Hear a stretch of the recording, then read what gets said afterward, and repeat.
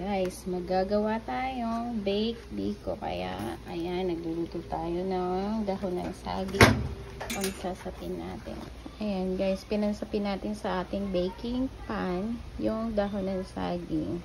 Hello, guys. Gagawa tayo ng latik or lunok.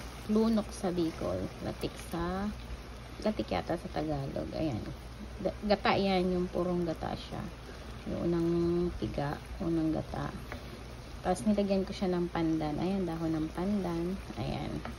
Asukal, anis. Dinikdik ko siyang pino. Guys, ayan na yung ating lunok. Kung malapot na o kaya latik tawag. Ayan guys, spread lang natin. Mag-spread lang tayo. Guys, yan.